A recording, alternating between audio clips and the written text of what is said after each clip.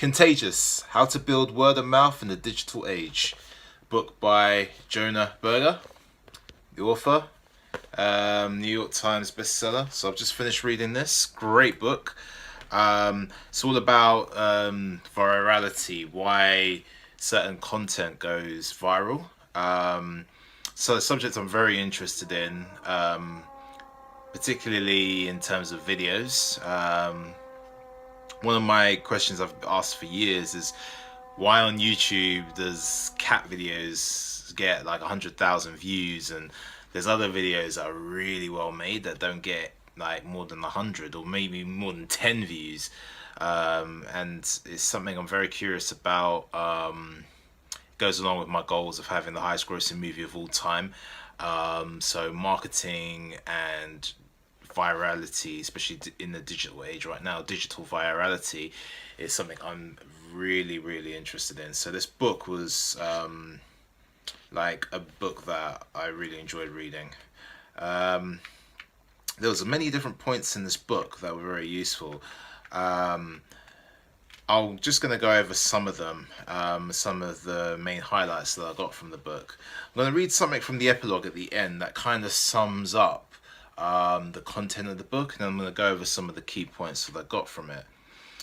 Now it says, "You may have thought it was just random why some things catch on, that certain products and ideas just got lucky, but it's not just luck. And it's not a mystery. The same key principles drive all sorts of social epidemics. Whether it's about getting people to save paper, see a documentary, try a service, or vote for a candidate, there is a recipe for success. The same six principles or steps, as in STEPPS, drive things to catch on. So STEPS is an acronym for these points I'm about to make. So STEP stands for social currency. So social currency, we share things that make us look good. Very true.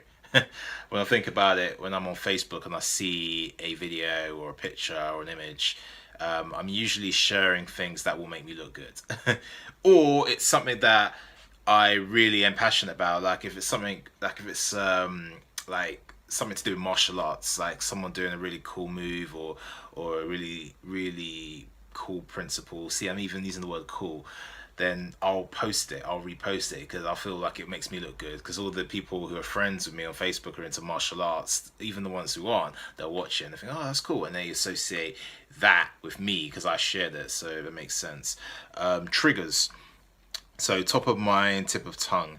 I think that is a great point because when you see certain things over and over again, or it's something that triggers something inside you, or it reminds you of something, you're gonna keep talking about it. There's many different examples of famous advertisement or viral content that have caused triggers in this book, which I might go over as I go through the book. Emotion, when we care, we share. It's so true. Again, emotion creates motion. I've heard this, I don't know if you heard this term, but there's a term that I remember, I can't remember where I heard it from, but many years ago, that emotion is created by motion. So if you're emotional about it, you're gonna share it. You're gonna create some momentum about it, so in a conversation or by sharing videos, whatever. Public, built to show, built to grow. Now this is something that I really agree with. There's an enigma in our society about, for example, about not sharing when you give, like when you give to charity or you do something nice. People feel uncomfortable. They think, oh, you should do it anonymously. You shouldn't do it to show off or whatever. But it's weird that people don't want people to show when they're doing good things, that are helping other people, that can have an influence over you or over the people that are watching them. but they don't mind sharing silly nonsense things, you know, someone falling over, or what they had for dinner tonight, which, I mean, that's all nice, but when the world, you know, or people sharing all sorts of, you know, inappropriate, let's just say, videos, and, you know, all that kind of stuff, but when it comes to sharing something that where you're showing actually, because the news is always perpetuating negativity, because like the human mind is drawn towards negative things, like drawn away from danger. So in that way, we're like attracted to seeing, like, oh, if there's an accident, we want to like stop and look at it, you know. There's a science behind that, which is why, like, most of the news is negative stuff. It's not about the great things that happen in the world, which there are a lot. Because if you just watch the news all day, you'd think the world is so full of scarcity, and, you know, everything, the sky's falling, no one can make money, no one's healthy, no one has friends, blah blah blah blah blah, which isn't true. But they never show the other side. So when you just watch news, then you just see that. But then when it comes to showing something like people giving charitably or helping people on the streets, there's like loads of videos like that go viral.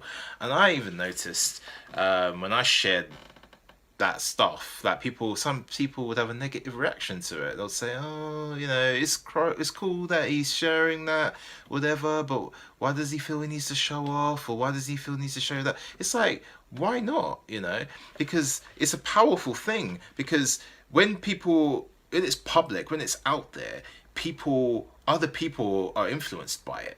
You know, if social media was full of other people trying to outdo each other and how charitable they could be, how many people they could give, how much of their income they could give to other people, how much they could help someone who's starving or homeless, you know, feed them, you know, and we're all trying to outdo each other by showing that on social media, it would be a better place. Everyone would be trying to, instead of trying to do selfies of how pretty they look, or what they ate for dinner, or where they went on holiday, people would be doing selfies and videos and stuff of helping people. They'll be trying, it influences their behavior. So it makes the world a better place. So I think it's better to share when you're doing good things, you know, rather than to be anonymous about that. Maybe be anonymous about the stuff that doesn't really matter, that's stupid or that's selfish in nature. You know, I'm not saying don't share those things, but if you're going to moan about people sharing charitable things, I think that's ridiculous, because sharing that kind of stuff has a social currency, like the first thing mentioned, because it's making you look good, and people want to look good. So if you want to look good, you're gonna, and you associate giving to somebody else as looking good, then you're gonna do it more often, rather than just be a selfish person all the time. So yeah, that's something I feel very strongly about. And there's a good example in the book about the Movember thing, and about charitable organizations, how people wouldn't know that people were giving to charity, but that I don't know if you know about the Mustache November thing, where men grow mustaches in November to support, I think it was cancer research, I can't remember. See, I this is a charity I need to give to, or focus on. But again, it's like, even though I've got a beard right now, again, it's because of that social proof, or that making it public, that trend of, oh, we're all growing mustaches in November. Everybody knew what it was about.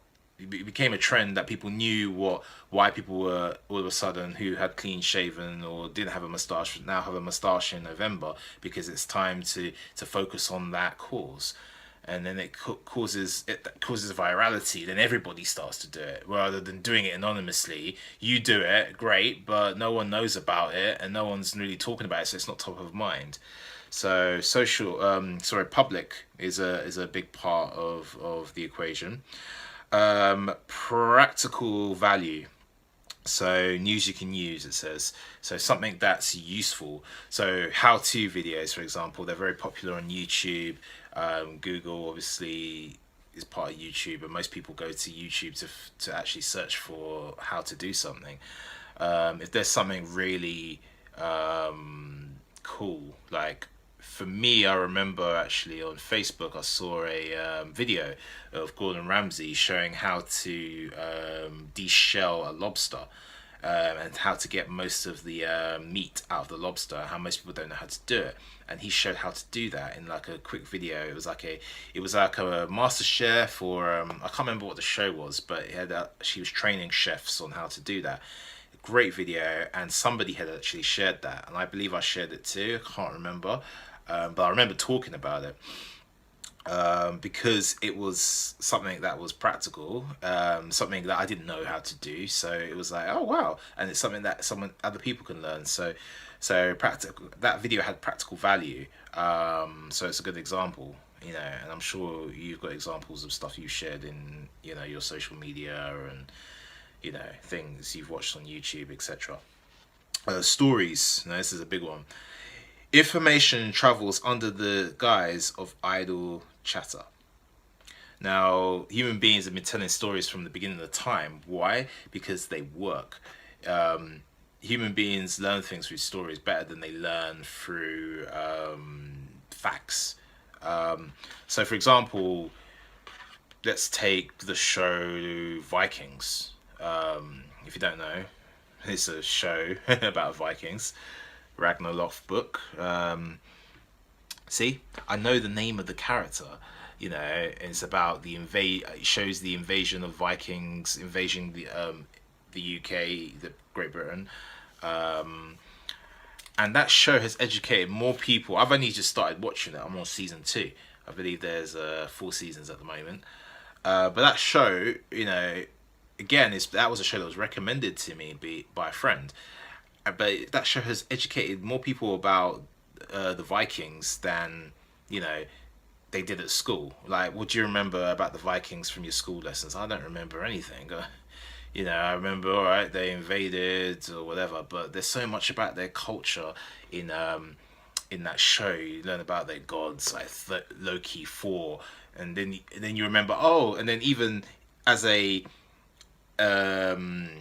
as another effect of that, like Loki and Thor and Odin, they're characters from the Marvel character Thor, which is now a popular movie series in the Marvel Cinematic Universe. So Odin, Thor, Loki, these are already characters that I'm familiar with, that I saw in that film. So when they were saying it in the Viking series, it reinforced that to me. It's like, oh, that's their gods, isn't it? It's the whole Norse mythology. It's all part of their gods, and a lot of the series talks about is big on their gods, and it shows their kind of their beliefs, and it's kind of like the conflict of beliefs that they have versus the Christians in Great Britain, in Northumberland, where they're invading, and that in that culture where it's all about Christianity and the God in that sense. So there's a lot. See, I've already given, even in that short, like, little 2-minute conversation I've just had with you, like on camera, like, I didn't know. I didn't. If it was taught in school, I don't remember it, but I remember it because of the show and the fact that it's a great story that's been told. So that those are really powerful triggers for creating virality and for people sharing things.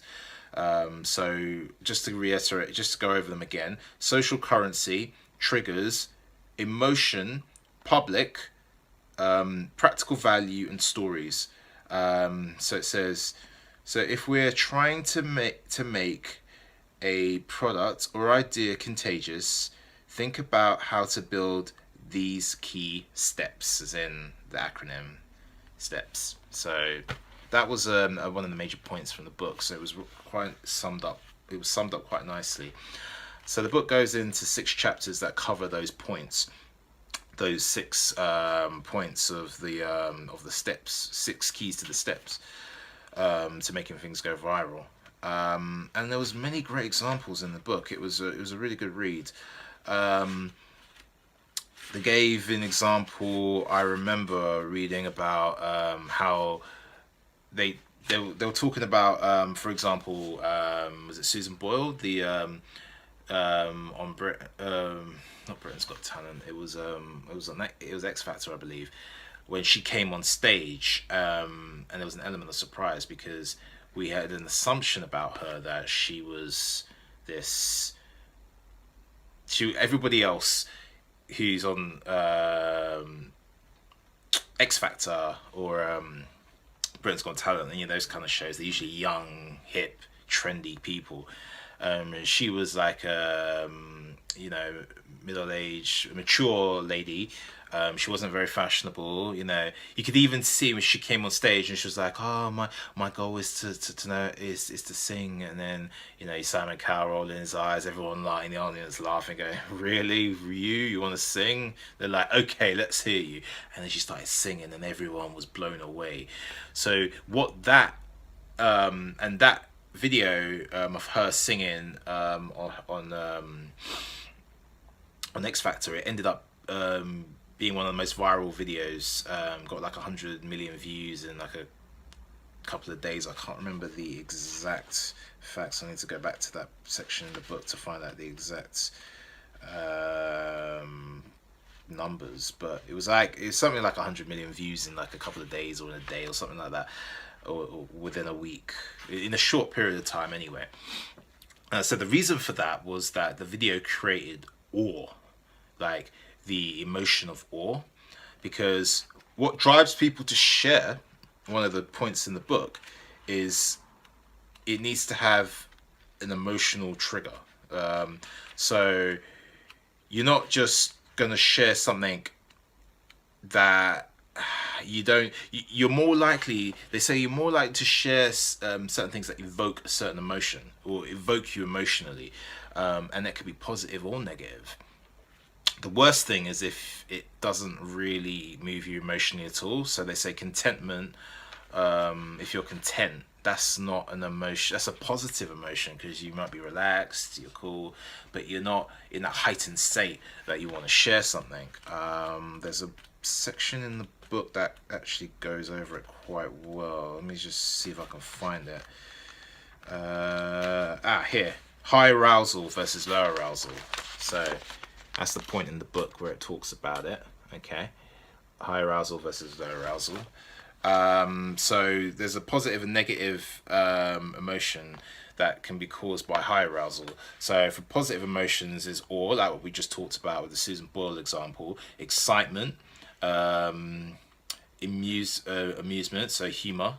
That's why a lot of funny videos or prank videos and stuff like that go viral, because they invoke that high arousal emotion. And it's a positive emotion, but also negative emotions also cause people to share. So the emotions that are considered high arousal or emotions of anger or anxiety. So those emotions really draw people to share.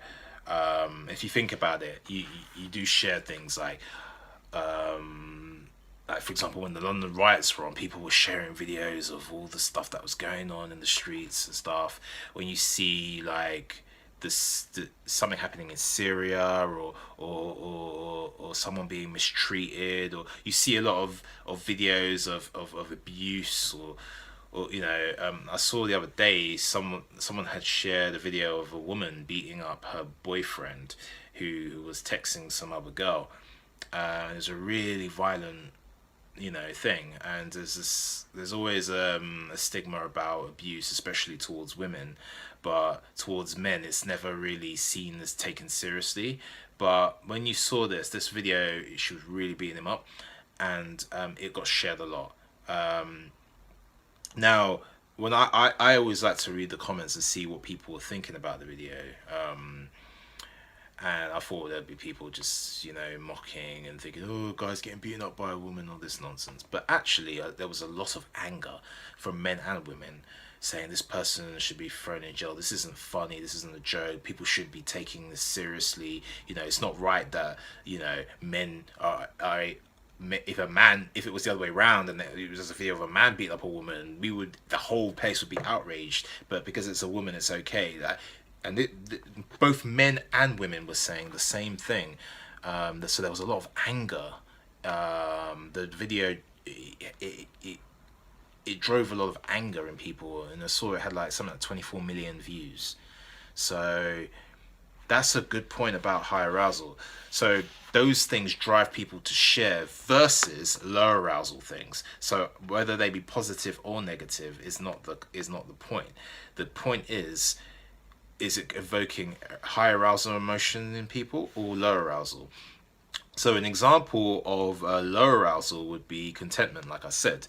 So if you're just content, what it says in the book is contentment also deactivates. When people are content, they relax. Their heart rate slow. Their blood pressure decreases. You know, they're happy, but they don't particularly feel like doing anything. So there's no drive. There's no, you know, like I said, they don't feel like doing anything. So they won't feel like sharing something that they're content with. So that's a positive emotion that causes low arousal and therefore is less likely to be shared. Versus and also a negative low arousal emotion is sadness, and people tend not to share sad things. So what it says is take sadness, whether dealing when inspired by all it we can't help wanting to tell other people what's happened. So that's what I was just talking about in terms of the high arousal emotion. Other emotions, however, have the opposite effect. They stifle action. So take sadness, whether dealing with a tough breakup or a death of a beloved pet. Sad people tend to power down. They put on some cozy clothes, curl up on the couch, and eat a bowl of ice cream. Contentment also deactivates. When people are content, they relax, like I just said. So the heart rate slows, blood pressure decreases. They're happy but not particularly feel like doing anything. Think of how you feel after a long hot shower or relaxing massage. You're more likely to relax and sit still than leap into another activity. So the key in this section that they're really talking about is evoking high arousal emotions versus low arousal, and that's what drives people to share. Right, so there was a great example of why customer service is really important, and people who think that they're getting over on someone, you know, you have to watch how you treat people, because they gave a great example of anger and anxiety that leads people to share, because it's causing an all like high arousal emotional state. There's a gentleman who was a musician, and he was flying with United Airlines, and what happened was that they were tossing like the luggage, and he had an expensive guitar there, and they were just tossing like people's instruments. The baggage handlers were handling them without care. And he was like really, you know, obviously annoyed about that because it was an expensive guitar. It cost him like $3,000, something like that. Now, he tried to complain about it, but they said, oh, you have to wait until you arrive at your destination. You can sort it out with the people on the desk. So when he got to the destination, there was no one at the desk. He had arrived like quite late at night. There was no one there to help him. And his guitar, when he got it from baggage, it was destroyed, completely destroyed. So he asked United Airlines, obviously, to compensate him for that. They didn't, you know. And he ended up... what he ended up doing was making a song on YouTube about how United breaks guitars, and it went viral. What it said? It said is within right. So, furious with the way he'd been treated, Dave channeled his emotions the way any good musician would. He wrote a song about it. He described his experience, put it to music, and posted it as a short clip on YouTube entitled United Breaks Guitars. Within 24 hours of uploading the video, he'd received almost 500 comments, most of them from other angry United customers who had similar experiences. See, people sharing that emotion of anger. You know, that's why there's so many comments. Okay. In less than 4 days, the video had more than 1.3 million views. Within 10 days, more than 3 million views. and 14,000 comments. In December 2009, Time magazine listed United Breaks guitars as one of the top 10 viral videos of 2009. United appeared to have felt the negative effects almost immediately. Within 4 days of the video being posted, its stock price fell 10%, the equivalent of $180 million. Although United eventually donated $3,000 to the Thessalonians Monk Institute of Jazz as a gesture of goodwill, many industry observers felt that it suffered permanent damage as a result of the incident. See, the simple thing is they could have just compensated him for his guitar. You know, they ended up paying £3,000 to a cause anyway. But if they had just, you know, compensated the gentleman for the damage that it caused, you know, that wouldn't have happened. You know, he might have actually wrote a song about how great they were, and he could have increased their customer service. I know people don't share good news as much as bad news, but that should have been something that came top of mind. Because one of the principles of 7 Habits of Highly Effective People, this book here, classic book, must-read book as well, is creating win-wins. One of the things he mentions in there is about creating win-wins, win-win scenarios, and I think a lot of people are still stuck in the Stone Age where they want to win and other people lose. So in the short term, that might work out for you, but believe me, long term, it doesn't work out. You must synergize. You must be willing to create win-win situations with people. In that situation, they felt like they won and he lost, but in the end, they ended up losing as well. You know, and that's why you have to watch how you treat people. So I think that was a great example of a viral video that evoked emotion. And hey, karma. That's part of what karma, whether you believe in karma or not. I mean, it's what goes around comes around, you know. Yeah, the book, it was really good. I felt like I learned a lot about why people share. I'm trying to see some other good points outside of emotion. Like I mentioned earlier about public, that was a big point, you know, about sharing things publicly, why it's important. They mentioned something about how you have to be careful as well what you make public, because they mentioned some examples of how when campaigners wanted students to know the dangers of drinking, it didn't actually, and how a lot of people are binge drinking.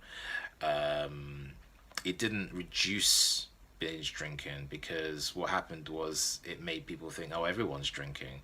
So more people drank, you know, it didn't reduce drinking. But one of the things that they said is that most people have thoughts that they don't want to drink that much, but because everyone else is doing it, it's that social proof, then they do it as well.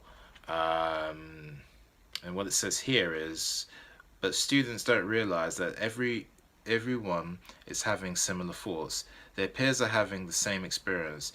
They see others drinking, so they drink too. And the cycle continues because people can't read one another's thoughts. If they could, they'd realize that everyone felt the same way, and they wouldn't feel all this social proof compelling them to drink as much. Okay, so that's what I was just saying. So what they were saying in the book was, sometimes you need to flip the script, and actually you have to be careful about what you do share, because what you do make public, because if you're trying to stop, this sub chapter is called the power of observability.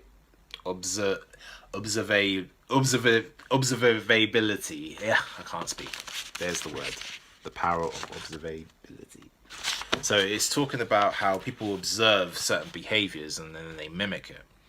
So one of the things in here was that you have to be careful about what you are making public, because if people are seeing, if you're saying that, stating facts about something, you, even though you're trying to get them not to do it, because you're saying that everyone does it, they'll do it because they feel like they're not doing it, they're not part of the social currency, you know, the social clique, you know, or trend.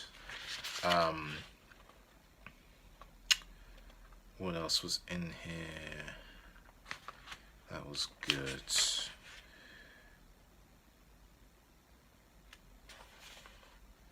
Advertising, sharing the world with Hotmail, all these examples and version. Nice thing about wristbands. They gave an example as well about public, about the wristbands, the yellow wristbands for the Tour de France, and how that was for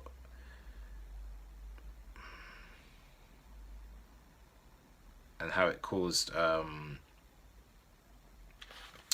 basically it's called residual behavior. So because people, it was a special thing where people were wearing yellow wristbands to support the cause for Tour de France and the whole Neil Armstrong. But what it did was it kept people's behavior, because people could see it, because it was a yellow wristband and it was something that they were wearing sort of like as an accessory. It caused something to happen, this behavior to happen residually beyond the event. So I'll just read some of the things it says here. It's called behavioral residual. Okay, so the nice thing about the wristband is that it lives on. The bike doesn't. There'll be pictures of the bike ride and people will talk about the bike ride, but unless it goes on every year, even if it does go on every year, it doesn't live on as a reminder every day of this sort of stuff, but the wristband does. Behavioral residual is the physical traces or remnants that actions or behaviors leave in their wake. So it's, what it was is, it's like you're still wearing the wristband long after the race took place, but it reminds you of what it was about. You know, oh, why are you wearing that real wristband? Oh, it was to support the cause for this race, and so being able to invoke behavioral residual is very important as well. They gave a good example as well of how association of certain things can actually help virality. Like they gave an example of a Kit Kat advert, how they created the Kit Kat advert because Kit Kat they wanted their profits to go up, and what they did was they put it beside somebody having their morning coffee. So what do most people do when they wake up every day? They have a cup of coffee, or a lot of people do anyway. So it's something that people can relate to on an everyday basis. So putting the Kit Kat next to the coffee, someone's having a morning coffee and having a Kit Kat, it's like, oh, this is something that is I do every day. So it invokes that, it reminds them, it keeps it top of mind of that product. And again, it's like a snack time. So you're drinking coffee, you're having a Kit Kat. It's associated with something that you do every day. So creating marketing campaigns that are around things that people do every day, or that people are familiar with, is very effective versus doing something that is, it might be extravagant, but it's not related to the product, or it's not something that people relate to every day. So an example they gave was the Evian advert with the dancing babies. I don't know if you remember that, but the video went viral. It was one of the most viral. It's actually at the time, I don't know if it still is today, but at the time it was the most, it was the biggest hit advert, most viral advert online got like 50 million views, something like that.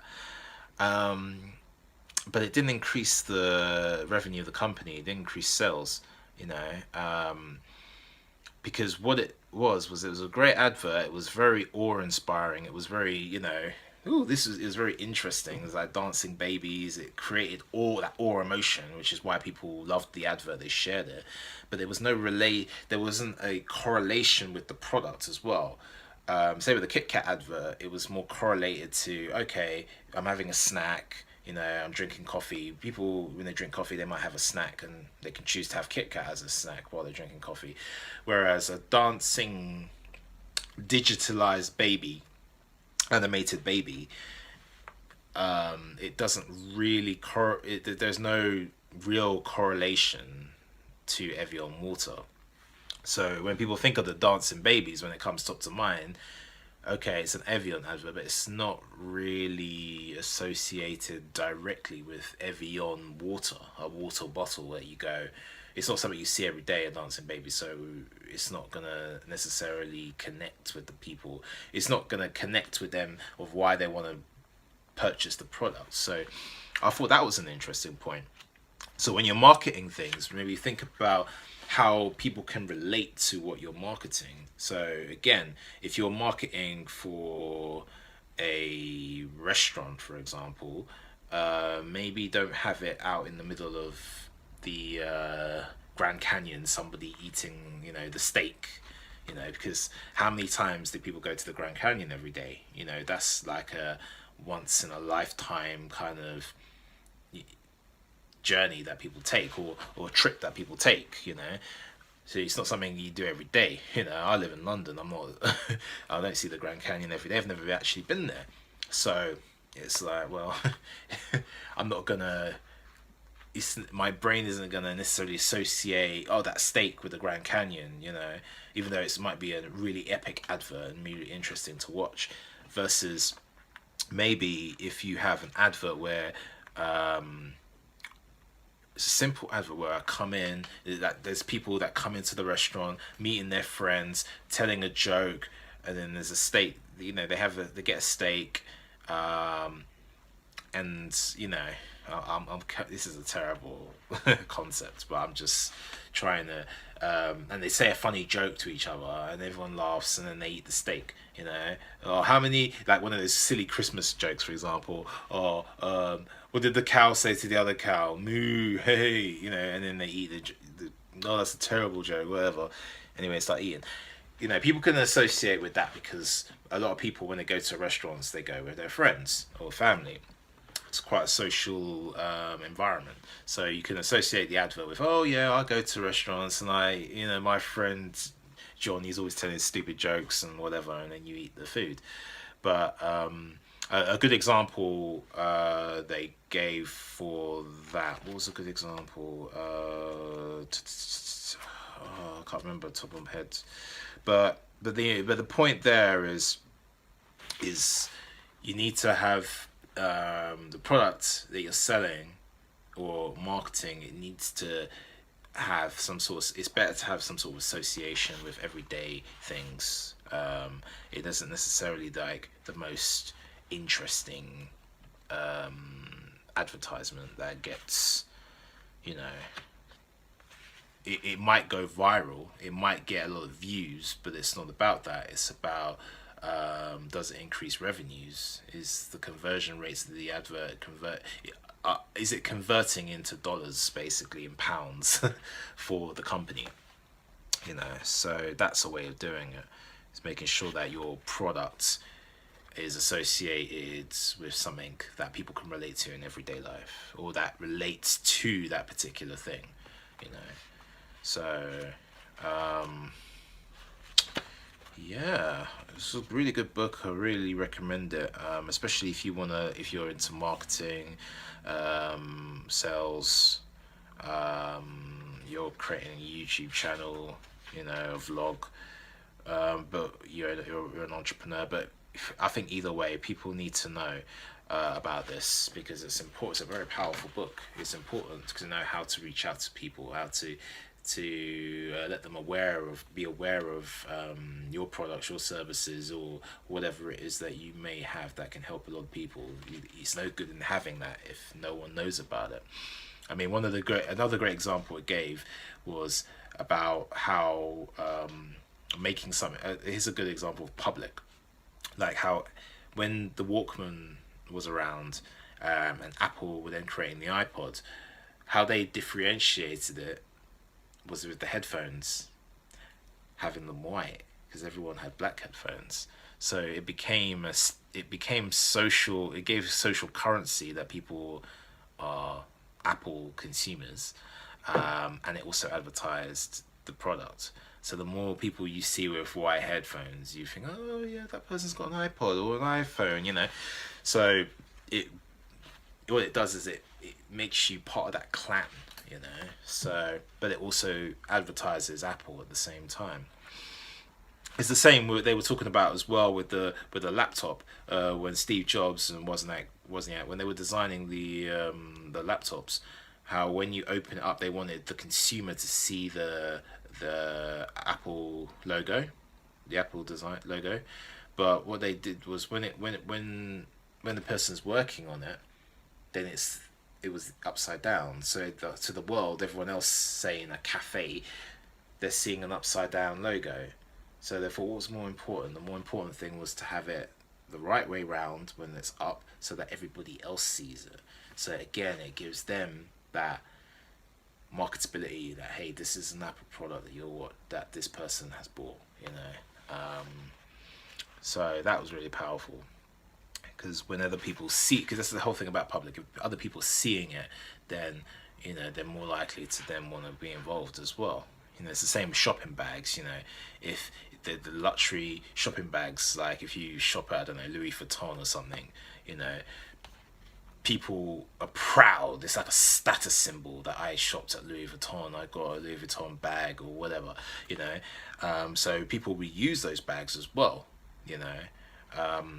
As opposed to, I don't know, and I don't know, Oxfam, let's just say. It's a charitable organisation, it's a good organisation, but it doesn't have the same social kind of currency that, say, a luxury item like Louis Vuitton would have. So it's important to understand that people, they mimic each other. So if they know that people are buying from that company as well, and it's seen as a high value product, other people are going to buy from it as well, because they want to be part of that. But yeah, there was a lot of great points in this book. What I feel that I remember most from it is what I said at the beginning about the steps. Basically remembering those 6 points, I think is the major key to virality, because I remember I've asked people about this before, even experts in marketing. I said, why do certain things go viral? There must be a reason, because you see it all the time where you see certain videos or products or things, memes or whatever, they go viral, and it's like there's other things, and they're not even necessarily that good. I'm like, why is this silly thing going viral and there's something amazing that no one's talking about? And it's because of these points that are made in this book. It really is. This book really kind of helped me kind of realize what it takes to kind of get people's attention online, especially in the whole digital age that we live in right now. The Facebooks, the social medias, the social media in general, particularly, because there's a lot of noise on social media, a lot of people doing a lot of stuff. So to actually have a book that shows you like how people think, it's a lot about the psychology of how people think and how people behave in terms of why they want to share things.